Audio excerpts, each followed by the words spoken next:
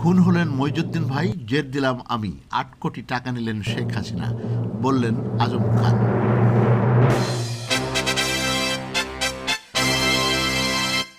দৈনিক দেশতথ্য বাংলাকে তিনি আরও যা বলেছেন শুনুন এই সাক্ষাৎকারে। আমেরিকাকে খুশি করার জন্য হয়তো তৎকালীন সরকার আগ বাড়িয়ে অতি উৎসাহ হয়ে আমার ছেলেকে গুম করে, এবং যেহেতু আমি সাথে ছিলাম আমাকেও গুম করা। আপনার আরেকটা জিনিস আমরা আসি, আপনার রাজনৈতিক বুনিয়াদ যেটা শুরু, আপনার রাজনীতি, আপনার পরিবারের দুটো ভাই, আমি আমি আপনাদের পরিবারের অনেক রাজনীতি এবং আপনি যেদিন ওই ইয়েতে সাংবাদিক সম্মেলন করেছিলেন সেখানে আপনার দুই ভাই মুক্তিযুদ্ধে মারা গেছে। মরতে নাই, আমার মার পেটে দুজন মুক্তিযুদ্ধে শহীদ হয়েছেন এবং তাদের নাম এখনো ক্যান্টনমেন্টের গেটে লেখা রয়েছে। এয়ারফোর্স একজন ছিল, একজন সিভিলিয়ান। এয়ারফোর্সে যে ভাই শহীদ সার্জেন্ট শামসুল করিম খান, তার নামও লেখা রয়েছে এবং তার নামে একটা রেজিস্ট্রি ক্লাবও রয়েছে।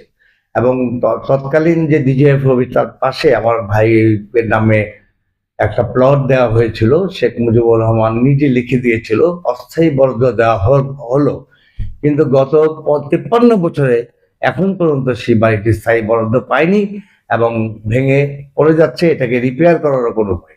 আচ্ছা, তারা দাবি করে যে তারা মুক্তিযুদ্ধের সরকার বা মুক্তিযুদ্ধের সবকিছু ওয়েলফেয়ার করে। তারাও তো জানতো যে আপনি একজন মুক্তিযোদ্ধা পরিবারের লোক, কিন্তু মুক্তিযুদ্ধের দাবিদার সরকার ক্ষমতায় রয়েছে, সেই সময় কেন একটা মুক্তিযোদ্ধা পরিবারের উপরে এত অত্যাচার নির্যাতন হয়? এতেই বোঝা যায় যে আসল মুক্তিযোদ্ধা যারা শহীদ মুক্তিযোদ্ধা, ওদের জন্য এই সরকারের কোনো অবদান নেই এবং ছিল না।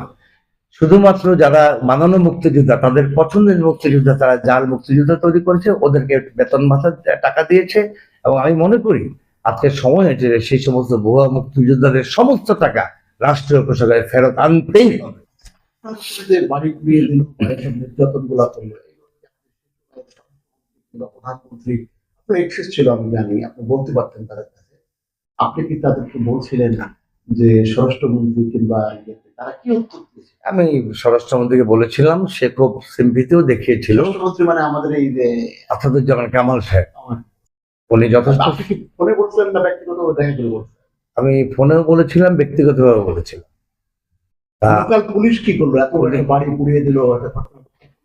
পুলিশকে তখন সাহারা খাতুন ছিল স্বরাষ্ট্রমন্ত্রী, সে নূর মোহাম্মদ সাহেব ছিলেন পুলিশের আইজি। উনি অনেক চেষ্টা করেছেন। আমার সামনে গাজীপুর এসপি তখন ছিল সবর নুরুজ্জামান, তাকে বারবার ফোন করেছে, কিন্তু পুলিশকে অর্ডার দেওয়া হয়েছে স্বরাষ্ট্র মন্ত্রণালয় থেকে, খবরদার ওখানে যাই হোক তোমরা যাবা না, এবং পুলিশ যেতে পারেনি। স্বরাষ্ট্র মন্ত্রণালয় থেকে নির্দেশ দেওয়া হয়েছে যে খবরদার তোমরা যেতে পারবো না। 5 ঘন্টা প্রকাশ্য দিবালোকে লুট হয়েছে, একবার নয়, প্রায় 6 বার।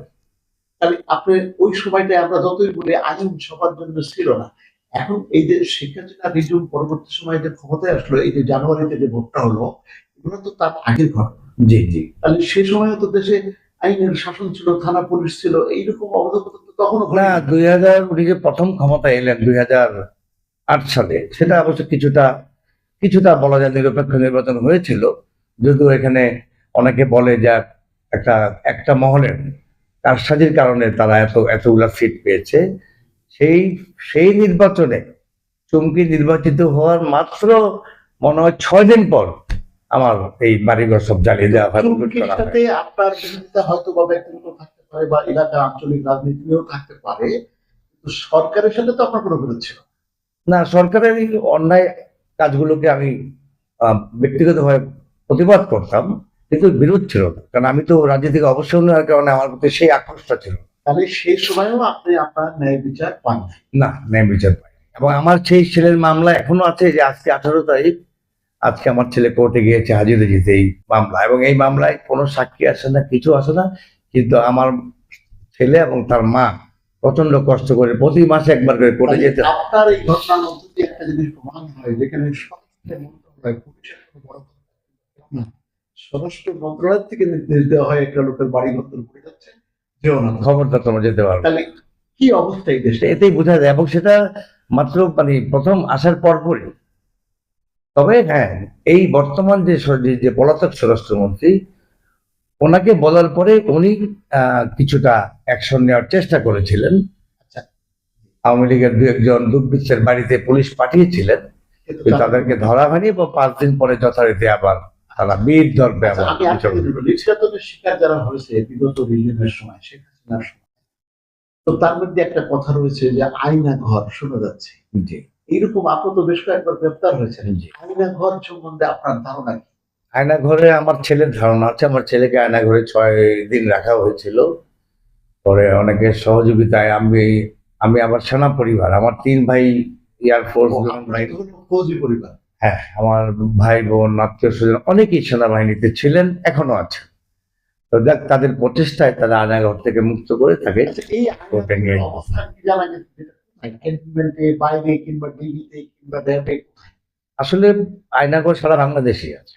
অর্থাৎ সুনির্দিষ্ট একটা জায়গা আয়নাঘর। আয়নাঘর আচ্ছা, আমি বলছি ছিয়াশির ধারা অনুযায়ী, কোর্টের ধারা অনুযায়ী একমাত্র পুলিশ ব্যতীত আর কারো কাছে কোনো হেফাজত থাকতে পারবে না, হাজত থাকতে পারবে না।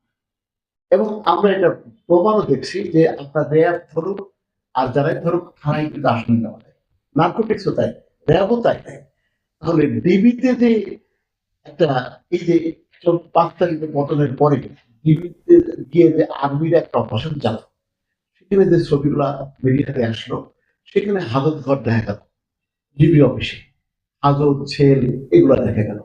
এই ধরনের হাজত ছেল থাকা কি মনে করেন যেটা একটা স্বাধীন দেশের এইরকম একটা আইন বহির্ভূত হাজত ঘর সরকারি হেফাজতে থাকা?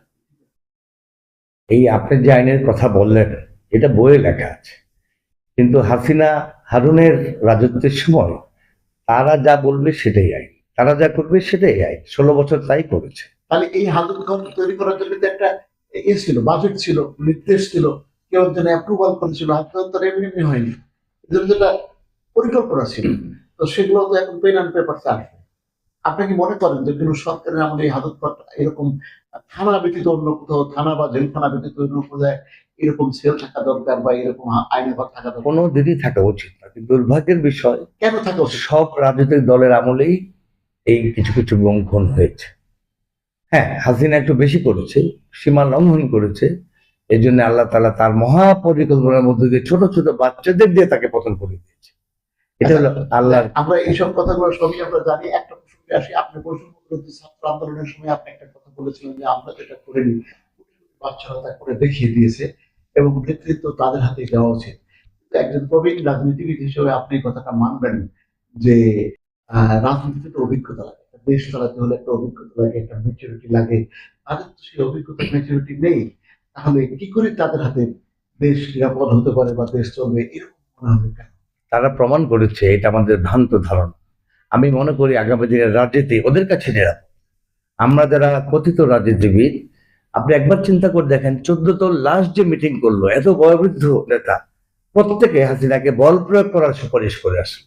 একবারও কেউ বললো না যে নেত্রী আপনি পদত্যাগ করুন, করে চলেন আমরা সবাই সেফ এক্সিট করে জনগণের হাতে ক্ষমতা দেই। এই কারণেই 2021 সালে আমি বলেছিলাম প্লিজ সমস্ত রাজনীতিবিদরা অবসর নেন। হ্যাঁ, আমাদের যে অভিজ্ঞতা আছে এটা আমরা তরুণদেরকে আমরা সরবরাহ করব, জ্ঞান দিয়ে ওদেরকে সাহায্য করব, নতুন রাষ্ট্র বিনির্মাণের জন্য তাদেরকে আমরা সহযোগিতা করব। আপনি ব্যক্তিগতভাবে হুসেইন মোহাম্মদের সাথে সাথে ছিলেন দীর্ঘদিন এবং তার দলের আপনি প্রেসিডিয়ামের কাছে। তাদের যে সময় 90-এর যে আন্দোলনটা হয়েছিল, সেই আন্দোলনের সময় আমি দেখেছেন।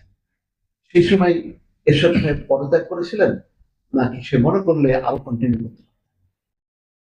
মনে করলে কিছুদিন হয়তো পারতেন, কয়েকদিন, কিন্তু ওনাকে আমি তাকে বড়দা ডাকতাম, সে আমাকে ছোট ভাই ছোট বলে ডাকতো, এবং একটা মিথ্যা মামলায় সে নিজে বাঁচার জন্য আমাকে 4 বছর কারাগারে রেখেছে। সমাধানটা কিরকম? সে জানে কালীগঞ্জে চঙ্গমার্কা আওয়ামী লীগ করতেন এই মেহের আফরুজ চঙ্গির কি নাম বললেন? মেহের আফরুজ চঙ্গির বাবা চঙ্গ কি? মহিজুদ্দিন সাহেব, উনি বিজান সাহেব মিলে একটা নতুন আওয়ামী লীগ করেছিলেন। ওনার ডাক নাম কি চঙ্গ ছিল না? না, মহিজুদ্দিন সাহেব, ওনার মার্কা ছিল চঙ্গ। চঙ্গ, চঙ্গ মার্কা, মই মার্কা আর কি, মই। চঙ্গ মানে মই, মই, এটাকে মই। স্থানীয় ভাষায় জি, চঙ্গ চঙ্গ বলা হয়। আচ্ছা, তো উনি জিয়াউর রহমানের টাকা নিয়ে একটা নতুন আওয়ামী লীগ করে, মালেক উকিল আওয়ামী লীগের বিরুদ্ধে। এবং সেই জিয়াউর রহমানের টাকা দিয়ে ইলেকশন করে এবং ইলেকশনে দুই আওয়ামী লীগেরই প্রচন্ড ভরাডুবি হয়। আমার মনে হয় 30-40টা সিট পেয়েছিল, আমার ঠিক মনে নেই এই মুহূর্তে। উনি যখন এই কালীগঞ্জে, ওখানে আওয়ামী লীগের মেইন নেতা ছিল আজিজ বাগমার, নৌকা মার্কা আজিজ বাগমান। বাগমার, উনি অনেক বড় ব্যবসায়ী ছিলেন। উনি হলো নৌকা মার্কা আওয়ামী লীগ করতেন। মইজুদ্দিন ভাই মারা যাওয়ার কয়েকদিন আগে উনি এই মই মার্কা আওয়ামী লীগ থেকে আবার নৌকা মার্কা আওয়ামী লীগে যোগ দেয়। তাহলে করেছিলেন প্রথমে মইজুদ্দিন সাহেব ছিলেন ওই মই মার্কা আওয়ামী লীগ, মার্কা আওয়ামী লীগ, মিজান আওয়ামী লীগ। মিজান আওয়ামী লীগ, মিজান। জি। তারপরে উনি আওয়ামী লীগ আসেন। তারপরে উনি আওয়ামী লীগ আসলেন। আসার পরে যে আসল আওয়ামী লীগা, সে তাকে ন্যাচারালি বাধা দেওয়ার চেষ্টা করতে লাগলো। আসলে আওয়ামী লীগের ছিলেন হচ্ছে আজিজ বাগমার। আজিজ বাগমান। বাগমার, জি। বাগমান এন্ড কোম্পানি, বাগমানের কোম্পানির মালিক। হ্যাঁ, সে 1979 সালে নির্বাচন করেছিল নৌকা মার্কা নিয়ে, আর মইজুদ্দিন সাহেব করেছিলেন মই মার্কা নিয়ে। এবং মইজুদ্দিন বাগমান সাহেবের ছিল হচ্ছে নৌকা, নৌকা, আর মইজুদ্দিন সাহেবের ছিল হচ্ছে নৌকার এগেনস্টে ছিলেন, নৌকার এগেনস্টে মই মার্কা। মই মার্কায় ছিলেন। উনি সম্ভবত 2-1000 ভোট পেয়েছিলেন মইজুদ্দিন সাহেব, আর নৌকার সেকেন্ড হয়েছিল। আর ওখানে ধানের শেষ, তখন যেহেতু জিয়াউর রহমান ওই একই স্টাইল হ্যাঁ, নির্বাচনে, ছিলেন কি? ওইটা জিতু মিয়া নামে, অত পলিটিক্যাল লোক না, ওকে কেউ চিনবে না। তখন তো জিয়াউর রহমান সাহেব যাকে নমিনেশন দিতেন সেই জিততেন, কারণ he was very popular that time. In 1977 Ziaur Rahman was very popular, এটা অস্বীকার করে লাভ নেই। তাহলে এই যে মইজুদ্দিন সাহেবের এই যে হত্যা মামলাটা হয়েছে, সেই মামলা এই সময়কে ঘটনা করে এরশাদ সাহেবের একটা কথা বলবেন না? এরশাদ সাহেব, আমি সেটাই বলছি যে মইজুদ্দিন ভাই যখন মারা গেলেন, তখন এরশাদ সাহেব তো সবাই জানে আমাকে ভাই ডাকে, যেহেতু মুক্তিযোদ্ধা 2 ভাই মারা গেছে, আমি তাকে বর্দা ডাকতাম। এর আগে আমি বাংলাদেশ ছাত্রলীগ, তারপরে তো আপনি আর্মি পরিবারের লোক, সেনা হ্যাঁ। পরিবারের লোক। ওই ওই হিসাবে আমি ওনার সুন্দর সুন্দর কথা বলে ওনার সঙ্গে গিয়েছিলাম। মইজুদ্দিন ভাই মারা যাওয়ার পর সারা দেশে তখন ব্যাপক আন্দোলন। ন্যাচারালি হরতালের দিন যে কেউ মারা যাক, উইল বি রেসপন্সিবল, ন্যাচারালি সরকার। তো সরকার তার রেসপন্সিবিলিটি না নিয়ে সে করলো কি, আমি ছিলাম থানায়, বসেই ছিলাম, আইন শৃঙ্খলা কমিটি থানা মানে মিটিং, কোন থানা? কালীগঞ্জ থানায় আইন শৃঙ্খলা কমিটি মিটিং করছিলাম। এবং তখন ওসি সাহেব ছিল রাজ্জাক, এএসপি ছিলেন ফিরোজ, এবং ইউনো ছিলেন ফখরুল সাহেব, যিনি পরবর্তী ডিসি হয়েছিলেন। আমরা গল্প করছি, মানে আলোচনা করছি, এর মধ্যে খবর এলো মইজুদ্দিন ভাইকে কারা চাকু মেরেছে। তো আমি বললাম যে তাড়াতাড়ি যান, গিয়ে দেখেন কি করা যায়। গিয়ে বললো যে এরকম মারা গেছে, হাজার হাজার লোক আমরা এই মিছিলের মধ্যে তাকে হত্যা করা হয়। আওয়ামী লীগের ইতিহাস থেকে, আওয়ামী লীগ আপনি দেখেন বঙ্গবন্ধুকে কে হত্যা করেছে, তার দলের সবচেয়ে প্রিয় লোক খন্দকার মোর্শেদ। যত জায়গায় দেখবেন মেয়র মানে, এমপি মানে, এক আওয়ামী লীগ আর এক আওয়ামী লীগ। এটা আওয়ামী লীগের অভ্যন্তরে এই চর্চা আছে। এইটা একদম প্রকাশ্য, কালীগঞ্জের যে কোনো লোককে আপনি এখনো জিজ্ঞেস করে জানতে পারবেন এটা আওয়ামী লীগের আভ্যন্তরীণ কোন দলে মইজুদ্দিন ভাই মারা যায়। যেহেতু সে মই মার্কা নিয়ে আসছে নৌকায়, নৌকাওয়ালা তাকে, আমি যতদূর শুনেছি তাকে মারার প্ল্যান ছিল, তাকে সাইজ করে দিতে বলছিল, 45,000 টাকা উন্নতের তাকে দিয়েছিল। তো তার টু সাইদ মইজুদ্দিন, একটু সাইজ মইজুদ্দিন যেন নৌকায় আর না আসে। তো অ্যাক্সিডেন্টলি উনি মারা যান। মারা যাওয়ার পর আমি থানায়, আমাকে ওসি সাহেব বললেন যে আপনি তো আমার সাথে। আমি বলি, তারপরেও মানুষ তো ভাববে এরশাদকে দোষ দিতে গেলে আমার নামটা চলে আসে, তা আপনাকে তাহলে চলেন দিয়ে আসি। ওসি রাজ্জাক আমাকে বলল, আমি বলি, না, আমি যেহেতু আপনারা তো সাক্ষী যে আমি নির্দোষ, আমি আপনাদের সাথে, আমি ছাড়বো না থানা। তারপরে এরশাদ সাহেব তখন যখন দেখলো খুব আন্দোলন, তখন নিজে বাঁচার জন্য আমাকে জেলে পাঠাবার নির্দেশ দিলেন। তা আমি বললাম ঠিক আছে, আমি জেলে যেতে আমার কোনো আপত্তি নেই। জেলে গেলাম। ওসি সাহেব, ফখরুল সাহেবদের বললাম যে আপনারা কিন্তু সাক্ষী হবেন, কিন্তু দেখেন কি অবস্থা, আওয়ামী লীগ যেভাবে চাইলো ওদের যারা আমার সঙ্গে বসা ছিল কাউকে সাক্ষী করো, সিআইডির লোক দিয়ে, ওদেরকে দিয়ে সাক্ষী করে, মিথ্যা সাক্ষী, এই চমকির বাসায় মিথ্যা ট্রেনিং দেওয়াই আমাকে জেলে দেওয়ার ব্যবস্থা করলো। এবং এই মইজুদ্দিন ভাইয়ের লাশের উপর দিয়ে এরশাদের সাথে হাসিনার প্রেম হয়, এবং সেই প্রেমে 8 কোটি টাকা দিয়ে, হাসিনাকে 8 কোটি টাকা দেওয়ার পরে বিএনপির সঙ্গে, জাতির সঙ্গে বেমানি করে শেখ হাসিনা এরশাদের আন্ডারে ইলেকশনে যায়, এবং এই ইলেকশনে যথারীতি পরাজিত হয়। কত টাকার বিনিময় ছিল? 8 কোটি। 8 কোটি টাকা নিয়েছে। আমাকে এরশাদ নিজে বলেছে 8 কোটি টাকা, তার মধ্যে 2 কোটি টাকা হাসিনা রেখে দিয়ে 6 কোটি টাকা পার্টি ফান্ডে দিছিল, সেটাও আমাকে এরশাদ সাহেব গল্প করতে করতে এরশাদ সাহেবের কাছে আপনি শুনেছেন। আমি শুনেছি। তাহলে ওই যে 86 সালে ওই 2 কোটি টাকা তখনই মেরে দিচ্ছে 86 সালে 86 এবং তখন হাসিনা বলেছিল